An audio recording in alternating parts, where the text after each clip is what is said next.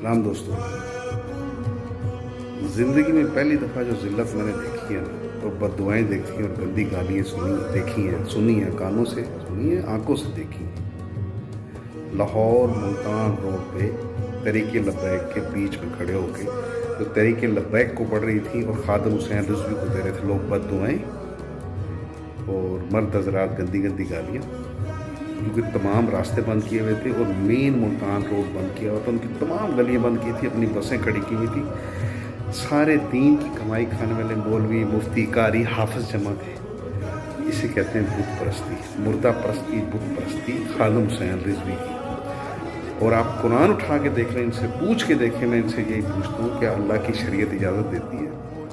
شریعت اللہ کی ہوتی ہے، رسول نہ محمد کی شریعت ہے، نہ موسیٰ کی شریعت ہے، نہ عیسیٰ کی شریعت ہے، نہ عزیر کی شریعت ہے۔ شریعت اللہ کی ہوتی ہے، شرائط مسلمین جو ہوتی ہیں وہ اللہ کی ہوتی ہیں۔ لہٰذا عقل استعمال کرو کہ تم کیا کر رہے ہو۔ اور آپ روک کے دکھائیں سڑک، کوئی سڑک روک کے دکھاؤ، نہیں روک سکتے۔ کیوں؟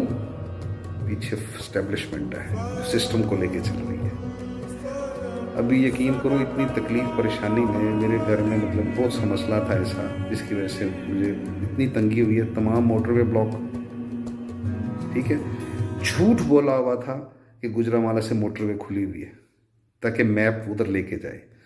گندے راستوں سے، غلط راستوں سے اتنی مشکل سے 8 گھنٹے میں ہم لوگ پہنچے ہیں، جو 3-3.5 گھنٹے کا سفر تھا، بیماری کی حالت میں، مریض کو لے کے ہم ساتھ۔ یقین کریں دل سے دعا نکلے گی؟ نہیں، بس دعا نکلے گی ان کے لیے، تحریک لبیک مذہبی جماعتوں کے لیے جو فوج سپلائی کر چکی ہے، اور تمام سیاسیوں کے لیے، تمام پاکستانی سیکورٹی فورسز کے لیے، ایک سپاہی سے لے کے جرنل تک، ایک فوجی سے لے کے DIG اور اوپر تک جتنے سارے، اسی کے لیے دل سے دعا نہیں نکلے گی، اور نہ میں دوں گا، کیونکہ اللہ کہتا ہے چور کو چور، کافر کو کافر، مشرک کو مشرک، ظالم کو ظالم، خبیث کو ناپاک بولو۔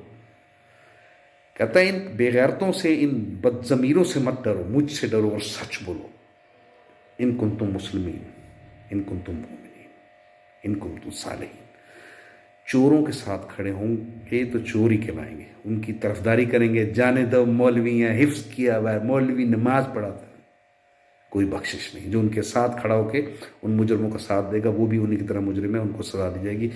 یقین کر لیں، قرآن اٹھا کے دل کے زمین میں نفرتیں اور حسد پھیلانے والے اور فساد پھیلانے والے یہ اسٹیبلشمنٹ ہے، یہ مذہبی دلال اور بھڑوے ہیں جو دین کی کمائی کھاتے ہیں۔ اللہ کہتا ہے جو دین کی کمائی کھاتا ہے ان کی پیروی نہیں کرنی، ان کی کوئی بات نہیں ماننی، تم اللہ کی بات مانو، ان کی نہیں مانو، رسولوں اور انبیاء کی طرح مانو۔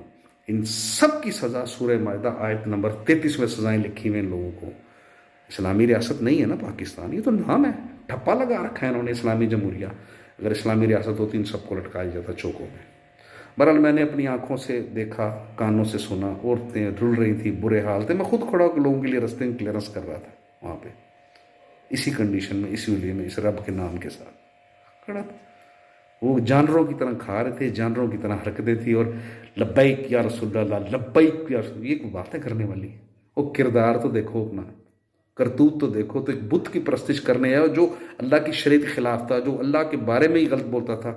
قرآن تو اس پہ یقین ہی نہیں تھا، صرف زبانی جادوگری کے لیے پڑھتا تھا۔ اس نے بتاؤ آج تک اللہ کی شریعت بتائی ہو؟